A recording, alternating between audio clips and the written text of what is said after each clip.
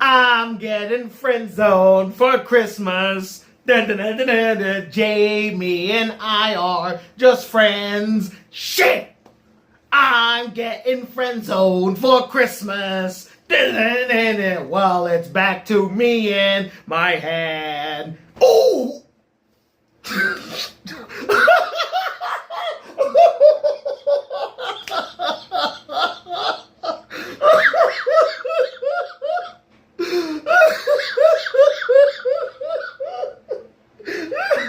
so sorry. That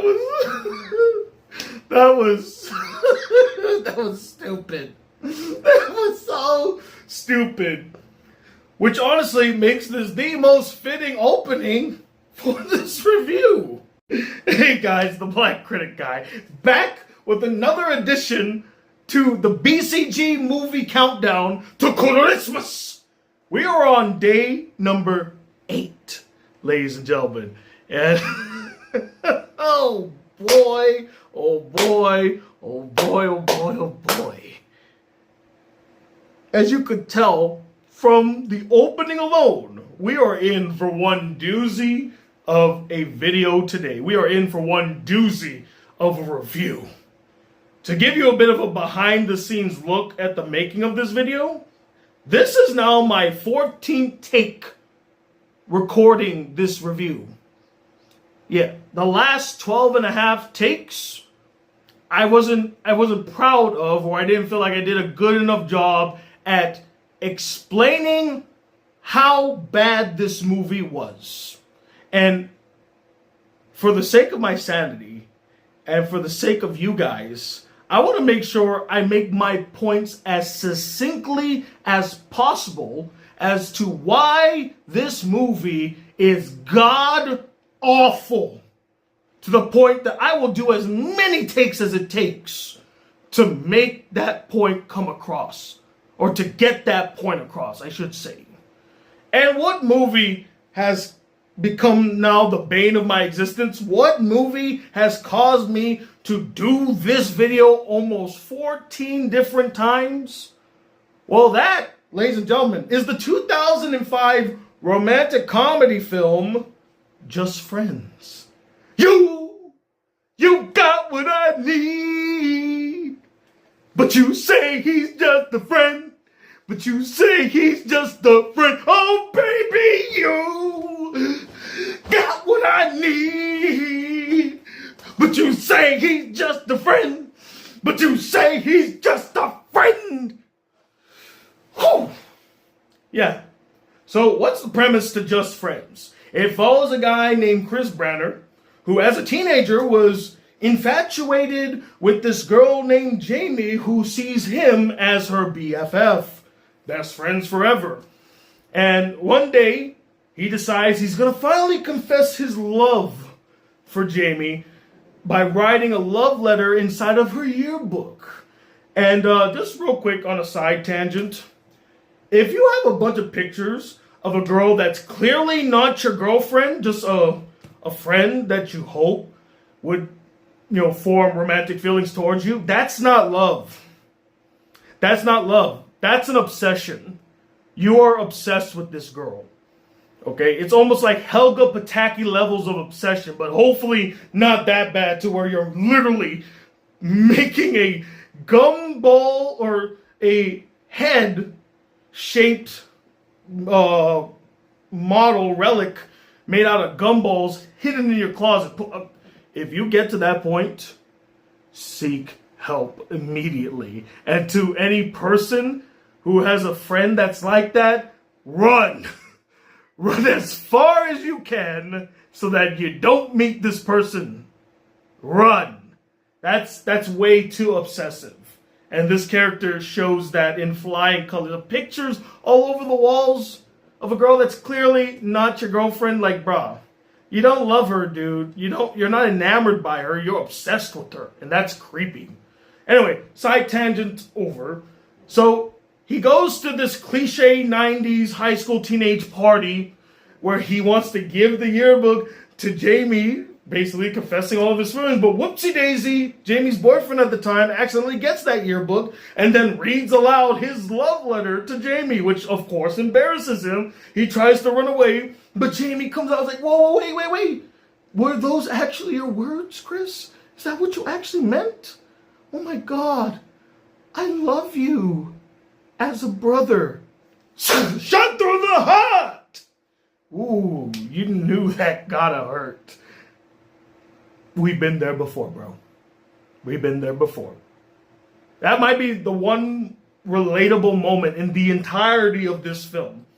And so after getting his heart crushed, after being completely embarrassed and emasculated at this party, he decides, you know what? I'm gonna leave. I'm gonna leave this small ass town. I'm gonna make a name for myself. I'm gonna forget about all of you. I hate you all. And 10 years later, he's become like this big music executive slash manager for this company that we don't know much about, but apparently he's like, he hangs out with Good Charlotte and Blink 182 and all of these. They name drop a lot in this movie.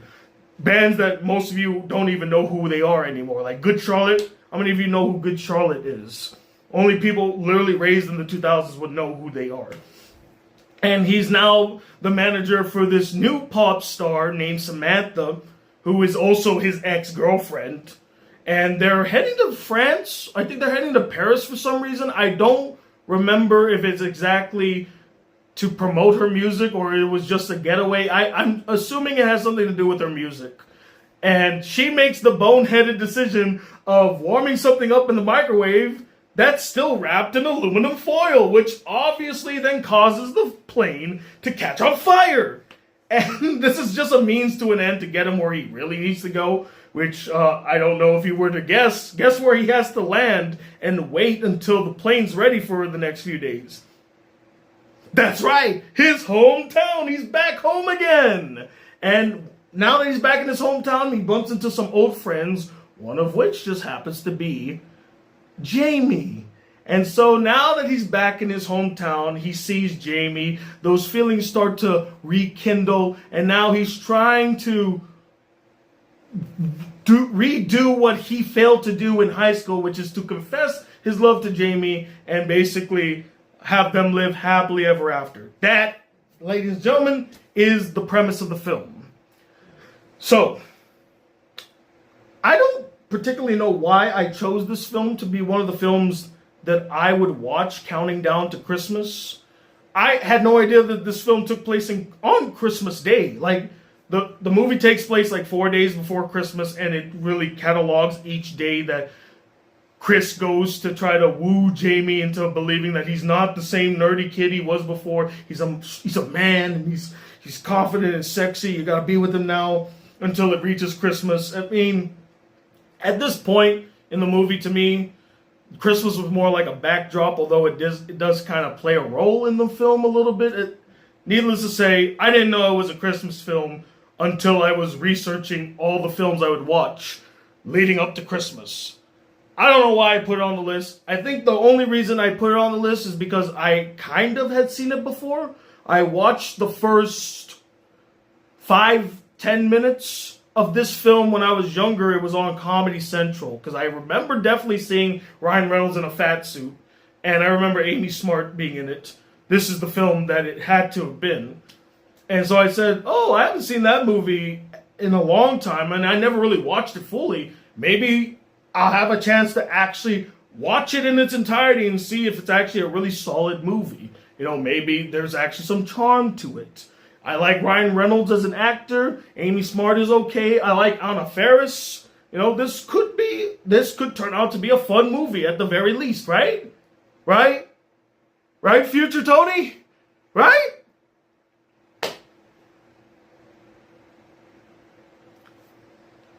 If I were to sum up this movie in one word, that word would be failure.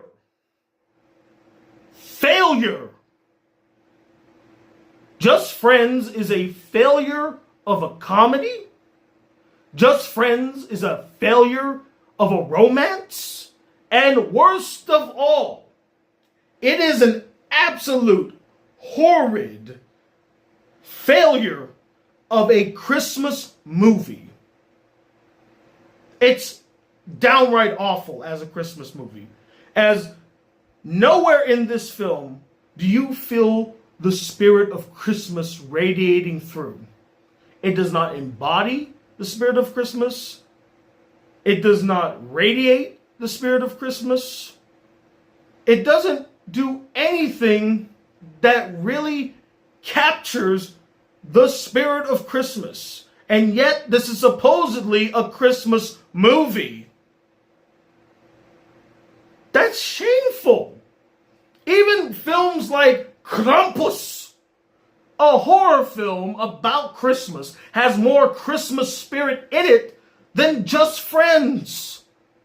This movie is so bad, I vocally said this out loud to my girlfriend, that I would rather have watched this Christmas again than to watch any more of Just Friends.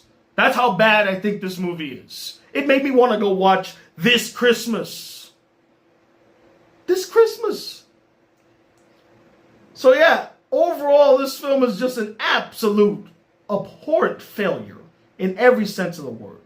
Really, the only good thing I took away from this film is that I like the actors. That's it. That's the only good thing I took away from the film. I like Ryan Reynolds. I like Anna Faris. I kind of like Amy Smart, although I've never in my life ever thought she was a great actress. Not once. There's not a role Amy Smart has ever done in her life where I'm like, that was a really great performance by Amy Smart. Never. Not once. I'm sure she's done some good performances, but I can't think of a single one that really stands out to me. She was in Crank. She was in The Butterfly Effect. She was on Scrubs, which Scrubs might have been her best performance. But other than that, there's not much to her. That's the only thing that I found good about the film, is that I liked some of the actors in it. Also, I will say, there was a character that I kind of liked. He had potential, and then they just fucked him up. They just fucked his character completely up and ruined whatever likability he had. And that was the character of Dusty Dinkerman. I actually liked what they were doing with him. I found him charming. I found him kind of funny a little bit. And one thing I also found hilarious is that every time they would say his last name, Dinkerman, or Dinkelman, I don't know why, I always thought about Dinkelberg. Like, he's like the Dinkelberg of this movie, which in a sense, it kind of makes sense that he is. Because he's the love rival for Chris. He's also in love with Jamie, and he's trying to woo her as Chris is trying to woo her. Almost like how Dinkelberg is a neighborly rival to Timmy's dad, and he's always trying to one-up. Well, he's not intentionally trying to one-up Timmy's dad. He just is a better person and a better neighbor than Timmy's dad, and it always irritates Timmy's dad. And so they have this constant rivalry, similar to Dinkelman and Chris in this film. So I was almost on board with this character until, again, they completely ruined him in the third act and revealed that, oh, actually, he's a jerk. He's an asshole. He's just trying to get into Jamie's pants, and he's a complete playboy flirt. He's just trying to get with all these women, and he's just doing this to get revenge on Jamie for basically rejecting him when they were in high school. This is all part of his big scheme to get his revenge. And I hated that. It would have been actually more daring to actually keep him a good guy. Like, he was good the whole time, and we find out that there was no malicious intent. He was just a good person. And Jamie would have just rejected him because, oh, well, you're sweet, you're kind, but I'm just not into you like that. And would have been more funny and more interesting is that he's like, I'm at peace with that. I appreciate your candor, you know. You have a great life. Thank you so much. I actually would have appreciated that more than be like, whatever. I'm going to go get another chick. Oh, if there's another chick in the bar, smack that ass. That's what he turned into. He turned into a caricature, honestly. And that was a shame. This character had potential, and you turned him into literally a joke, but not actually funny. Like, he's not a joke. He's just a joke of a character now. So yeah. Ruined potential there. I think another reason I don't like this film is because Just Friends is the quintessential, let me say that again. It is the quintessential example of what I hated about this era of romantic comedy films. What do I mean by that? From 1998 all the way to about, I want to say 2009, there was an era where romantic comedy films were more like dude bro romantic comedy films. Raunchy, trashy, over the top, sexualized romantic comedies. And they were labeled as romantic comedies, when in essence they were neither romantic and they were funny in their time. But you watch them now, they're not so funny anymore. They're literally of the moment comedies. You know, comedies that appeal to the masses at a certain era of time, but they're not evergreen. They can't last outside of their little space and time, or their little period of time. You know, they're not everlasting comedies that you could go back to years later, find it charming and hilarious, and still really, really enjoy it. And you could say this is something about Mary's fault, but actually the big culprit of this is American Pie. And I get it. Big American Pie fans out there. I know a lot of us grew up with American Pie, but that movie is shit. I'm sorry. I hate to break it to all of you. That movie was shit. You watch it again, it's not that good. And I'm not talking about like no social justice warrior shit, no woke shit. I'm just talking as a film itself, the way it's written, how the characters are written, the direction, the setups, the romance, and the comedy. It's shit. It's terrible. You don't feel connections between characters. The comedy, while it can get a bit raunchy and silly, it's not funny after repeat viewings. It's funny shock humor at the time, but after you know the shock of the joke, it's not funny anymore. And that's the problem. The success of American Pie kickstarted this trend of romantic comedies being very raunchy, very sexualized and over the top, but lacking in character, lacking in heart, and most importantly, lacking in romance and comedy. And Just Friends is one of their bastard children. These terrible American Pie clones that came out during this era. American Pie Van Wilder clones. Because it felt like this movie was trying to be just like Van Wilder in a way, and also trying to capture the spirit of American Pie with some of the silly antics and slapstick humor in the film, which it just failed on all levels. Like I said earlier, that's the word of the day for this film. Failure. You know? And yeah, it's just so bad. Let me get to the characters now. I'll start with the main character of Chris Branner. If he wasn't played by Ryan Reynolds, this character would be an absolute failure of a main character. I mean, he already is, but because he's played by Ryan Reynolds, you give him the benefit of the doubt because you like Ryan Reynolds. And he's played characters like this. He's basically Van Wilder if he grew up. You know, Van Wilder always hitting on all the hottest chicks. He's the cool guy of the campus. Now he's just the cool guy in the music industry. That's all he is. But the thing is that his character is flat. His character is flat, and worst of all, unlikable. His character's unlikable. You don't root for him in this film. Because here's the thing. When he was a teenager, he's an absolute creep that you cannot like. When he was an adult, he's just a complete jerk and an asshole to everybody. Everybody, including the girl he likes, Jamie. He's a complete asshole to her multiple times. And he never cares about how she feels about things. Complete jerk. And what makes it worse is that he does not go through any worthwhile development or change by the end of the film. Say what you will about Van Wilder, he did have a character arc. He did. He had a character arc. He started off as this hotshot playboy guy who kind of started figuring out, well, this is not going to be my life forever. And I think his dad was going to take away his money too, so kind of like put the pressure on him. But he grew throughout the film. He became a better person, and to a certain degree, I bought his relationship with, I don't even remember the girl's name. I'm sorry, I don't remember her name, but I did feel like they were growing closer. In this film, there's no arc. He starts off as an asshole. Well, actually, he starts off as a creep. And then he ends the film as a creepy asshole.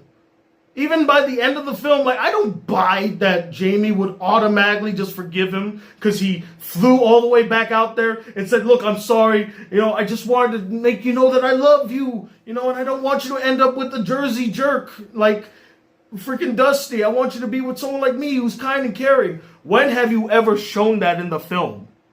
Literally. Where's the examples of you being kind and caring to anybody? You treat Anna Faris's character like a jerk, or you treat her like shit. You're never there to help her. She's always the butt of every joke. Like, you don't do anything to propel her or even boost her up. Even by the end of the film, you still treat her like shit. You don't treat your brother well. You don't treat your sister well. You obviously don't treat Dusty well. You don't even have a good friendship with those two people that were rooting for you when you guys were in high school. You weren't really their friends. They were just earpieces for you to vent your frustration of not being with Jamie. That's what they were to you. So yeah, he's an unlikable main protagonist. You don't root for him. Not to mention there's even a scene where he beats up on a bunch of kids. Okay, I'm being general. They're playing hockey. And I guess some of the kids, like, said something, and so he's trying to prove a point, or, like, he's trying to prove how much of a man he is. And this is the slapstick coming into play here. And he's just, like, pushing these kids. I'm going to make this goal. And it just, again, does not make him very likable. The only reason you can kind of like him is, again, he's played by Ryan Reynolds. That's it. Then there's Anna Faris's character, Samantha. She's supposed to be this rising pop star. And poor Anna Faris, man, she just cannot catch a break. She's a great comedic actress, but they keep throwing her these bimbo roles, and I hate it. She's a better actress than that. She has to play this vapid, clueless, ditzy, sex-crazed pop star who just wants to get in Ryan Reynolds' pants constantly, or I should say his character, Chris's pants constantly. And she's only seen as a sex icon throughout the entire film. She's not a character. She doesn't grow. She doesn't change. She doesn't evolve. She's the same character she was from the beginning and the same character she was at the end. Just line. No arc. Shameful. What if it would have been great if maybe she found love in New Jersey. Maybe she falls in love with Chris's brother. I mean, he has the hots for her anyway. Why not make her end up with them? He's 18 apparently. And then there's Jamie. What can you really say about Jamie? What can you say about her? Is she nice? Subjective. Maybe she's nice. I don't know. Is she sweet? Maybe. The movie doesn't give me good examples of this. Is she a likable character? No. Is she interesting? No. What do you learn about her? Does she have aspirations outside of this town, or does she just want to stay here? They made mention that she came back. What was her life before she came back? That'd be nice. See, that could have been that development I was talking about earlier, where Chris goes out of his way to actually learn about Jamie's life and what Jamie's been up to since the last 10 years they've seen each other. Maybe he could have learned a little bit more about Jamie, but nope. Nope. Doesn't happen. There's not an example in the film of this happening. So that means that their relationship sucks. There's no chemistry there. And that leads into my next problem. There's no chemistry between the leads. I don't feel a love connection, a comedic connection, or even a personal connection between Ryan Reynolds' character and Amy Smart's character, Chris and Jamie. First off, they're supposed to come off as friends. They don't come off as friends. They feel like casual acquaintances that are kind of close to each other, but they don't really feel like friends. It feels like a forced friendship. Like one person really wants the friendship to work, and the other one's just kind of there for the ride. That's what it always feels like. And it switches between the two of them. Sometimes, sometimes it's Amy Smart's character that really wants to be the good friend and be there for Chris. And then sometimes Chris is kind of trying to be a friend for Jamie, but he sucks at it. Yeah, there's just I felt no romance. If there was romance here, it must have been non-existent, or I need like some x-ray goggles to see through the bullshit so I could see the love that's on screen. But to me, it's non-existent. I don't see it anywhere. In fact, there's not a decent love story throughout this film. None whatsoever. I mean, there's just so many failed characters that could have been interesting. Like, we see Jamie's ex, who's just a deadbeat that's like coasting off of his legacy in high school. Which, again, common cliche, right? But it would have been interesting. What if Chris and him actually grew a closer bond? There's a scene in the film where they're drinking together. Well, that would have been a great moment where they kind of like connected with each other a little bit and realized, hey, you're not such a bad guy. Chris, oh yeah, you're not such a bad guy too, Jamie's ex. I wish we would have met earlier. We could have been friends. Nope, we don't get a scene like that. That would take too much effort. And of course, we can't put effort into this film. Obviously. Chris's mom, like, she doesn't really do much of anything, but I will say, fun fact, she's the same woman that plays Mrs. Claus in Noelle, the movie I just reviewed a couple days ago. I was like, that woman looks familiar. I feel like I've seen her before. So when I was looking up the film, I found her name, and I'm like, oh my god, that's the girl from Noelle. Small freaking world once again, right? Last time it was Richard Curtis. This time it's the actress that played Mrs. Claus in Noelle. Now she plays Chris's mother in this film. Okay, we talked about the characters. Let's talk about the story. Let's talk about the writing. Because this story is both cliche and even fails at the cliches. What do I mean by cliche? Well, obviously, it's supposed to be the story of this guy who was hurt when he was in high school, and so he basically closes himself off to love. That's exactly what I thought it was going to be. Like, he was going to go through all this, like, turmoil, like, I don't give my heart to anybody anymore. I just have casual sex with all of these hot ladies, but never getting too personal, never getting too close. I thought that was where we were going, but that's not exactly where we were going. Again, failure of a character arc. That would have been interesting to do with them.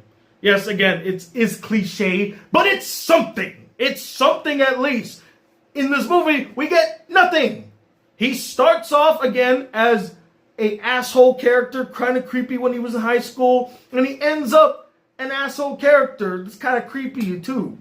He doesn't grow he doesn't come to the realization that, oh, I've been such a jerk.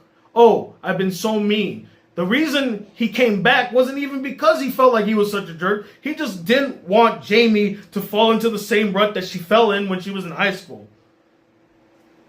Maybe that's selfless. I don't think it is. But yeah, the writing is both cliche and a failure at these cliches. Just missing the mark entirely in many areas. The biggest failure is the third act of this film. It's completely rushed. The third act is completely rushed. Remember I mentioned earlier how it's revealed that Dusty's actually some asshole jerk that doesn't really care about Jamie's feelings. He's just there to get revenge and to pork Jamie. That's all he's there for. That happens like 10 minutes before the film ends. 10 minutes before the film ends. He just threw that in there, right? And even the reveal of him being the jerk happens so abruptly. Chris goes to the bar where Jamie works, and there's Dusty too, and it seems like they're getting along fine, and she's like, oh, blah, blah, blah about Dusty, this, that, and, I'm not going to end up with Dusty, and Dusty, under his breath, like, as far as you know. And then that's how he gets revealed. That's how he's outed. And I'm like, that's how you're going to out him? Like, he basically outed himself in the stupidest way possible. It would have been interesting because there's a screen. Like, there's a TV screen that's showing the characters on screen. Would it have been interesting if Jamie walked away to go to the bar or something, and maybe Dusty doesn't realize that the camera is on them and it's on the TV screen and he's holding the mic, and then it's revealed that he's the asshole, and then Jamie comes back and he slaps him in the face like, you jerk. I would never be with someone like you. Yes, cliche. I get it. But it would work. It would at least be interesting to a certain degree instead of what we got, which was just, oh, I outed myself. Whoopsie. Okay, I guess I'm out of here. Fuck you guys. I'm going to go with this girl. Smack that ass. Woo! I'm Dusty. And then where's his comeuppance? Usually a character like that's supposed to get some comeuppance, right? If we're going by the conventional romantic comedy formula of the late 90s, early 2000s, he should have a comeuppance. He got no comeuppance, no repercussion for his actions. He got away scot-free, basically, and out of the movie he went. What? And then, of course, there's the third act where the third act drama where the characters like have a falling out, right? And they go their separate ways. But then the main character realizes that he lives a shallow life and that he was truly happy with the girl from the small town, and he goes back to her. No, that's not what happened at all. He goes back to his home. Anna Faris is already there, and he gets annoyed by her, and he's like, I gotta get out of here. I'm gonna go back to Jamie. And that was it. He goes back to Jamie. He then says, I just don't want you to end up in these deadbeat relationships. You should be with me, a good guy who's not shown one bit of kindness or tenderness at all. And then they kiss, and then literally the movie ends. The movie ends. They kiss. 3 kids are watching them. They end up being in a love triangle too, and the kid just says, oh shit, and then the movie's over. What a lackluster ending. Also, what a terrible way to end the film too, because they end on like kind of an innuendo between the kids. Like, come on, don't make the kids say shit like that. Annoying. Terrible writing. I mean, after all, when you have a guy who's literally credited as Adam Tex Davis, that's not a good sign that this is a competent screenwriter or that they're taking this script seriously. I mean, if you put his fucking nickname in his credits, do you even care? Or is that just like, well, just put his name Tex. He's Tex Davis. Who cares? Who cares? No, we don't need to know his nickname. Okay? And then going back to the writing aspects, like, what a failure of a Christmas movie. It does not embody any Christmas spirit, any Christmas elements. The one thing about Christmas they do in this film is honestly quite fitting, as they literally take a huge shit on Christmas. Anna Faris's character, Samantha, goes to see Chris, who's at Jamie's house because he's trying to woo her, right? And slaps him in the face or gets into an argument with him. It's like, I knew you were here. You're a jerk. I hate you. I'm getting out of here. Takes his car and drives off, crashes into a fence, and accidentally ropes around the wires to all of the lights in the house. And of course, you know where they're going with this, right? And then the wires get yanked. Freaking Chris tries to save this one woman. He does, and she falls to the ground, and the wire flews off. And all of the lights are falling apart. The reindeer molds, or the reindeer, I forgot what those things are called. But you know what I mean. The reindeer models, the reindeer stuff start falling apart, and then things just light up on fire. Santa's on fire. One guy's like, not Santa! And then basically that's it. That's the film's one Christmas scene. Them destroying Christmas. Fitting. Very fitting, because, again, they just took a huge shit on any Christmas elements in this film anyways. They didn't take it seriously. They didn't care for it that much. You know, like, it almost felt like Christmas was an afterthought in this film, despite the fact that it's surrounded by Christmas. There's so many references to Christmas in this film, and yet they treated it like shit. They didn't care about it. Awful. Completely awful. The direction, piss poor. It's flat. It's boring. There's no interesting shots at all in this film. Like, this, just nothing. It literally is a huge pile of nothing. This film offers you nothing. And again, one of the more capital sins, the movie's just not funny. I've went on this whole rant, and the one thing I haven't talked about yet was the comedy. It's not funny. It's not funny. In fact, this movie resorts to a lot of slapstick that comes off painfully unfunny. Ironic, considering that the pain is meant for them, but I'm the one in pain. I'm the one feeling the pain. These cringy ass moments where he's fighting with his brother. He fought with the kids. He got into a tackle fight with Dusty in the middle of a church. The one funny thing about that is he goes, Dinkelman! That's it. But not the fight. The fight was like, why did we even have this fight? Why is it here? The slapstick comedy is a failure. The slapstick comedy sucked because the entire film's comedy was a failure. It sucked. There's no funny moments in this film. None. Let me bring it down to earth, so let me land now. What is there to say about this film? It's a failure, like I said from the beginning.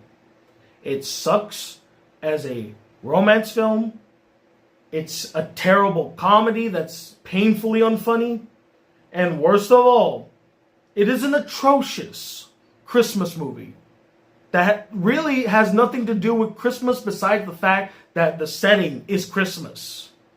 That's it. No morals learned, no character growth, the writing's atrocious, the direction is boring. They wasted Stephen Root for one fucking scene of Stephen Root. You hire a really good comedic actor in Stephen Root and you give him one scene and the only funny thing he says is, do these pants make me look fat? That's it. That's all he does. He's wearing like these tight pants. Would have been nice to see more of his character. Well, where the fuck was he in the whole movie? Non-existent. That's where he was. Non-existent. This whole movie is an absolute atrocity and it is complete bullshit. It is by far not only the worst movie on my list of movies counting down to Christmas, but it might be a top contender for the worst Christmas movie I have ever watched. Ever. It's so bad. And I think the reason I'm so worked up about it is because I love romantic comedies. That's my genre. And this movie takes a huge shit on that genre. It is the bastard child of that one era of comedy from the late 90s to the mid to late 2000s. These comedies that are just raunchy, over the top. I lost the words. But just these raunchy, over the top romantic comedies that have no soul, no heart, no humor, no joy, no essence. They're just jokes in the moment. A fart in the wind is what I would call them. Literally. Because it's funny at first, you smell it a little bit, but it disappears and now you don't even think about it anymore. And when you think back to that fart, you're like, I guess it was kind of funny, but now I think about it, it did smell like shit. And that's that. That's just Friends. Whew. Okay, I'm done. I don't want to record another take of this. I think I've said all that I need to say. So let me know, what did you guys think of this movie? Did you enjoy this movie? Like right now. I'm not talking about back in the day. If you saw this movie recently, did you enjoy it? Did you hate it as much as I did? Or did you just find it kind of okay and maybe Tony's overreacting again? Here we go. Angry Tony. I don't know. You tell me. And let me know what is the worst romantic comedy film you've ever seen? What's the worst Christmas movie you've ever seen? Like a movie that does not embody Christmas whatsoever. Comment below and let me know. I am super curious to hear these responses. Anyway, it's almost 12 in the goddamn morning here. I've wasted so much time trying to record this, so I'm going to end it before I lose my fucking mind. Anywho, thank you all for watching. If you'd like to see more videos of this channel, be a part of the Black Critic crew, please hit that subscribe button below. Like this video, really enjoyed it. I'm Tony Watt II. Just sick and tired of these terrible, raunchy, romantic comedies that fail as romantic comedies as the Black Critic Guy. Till then, peace, YouTube.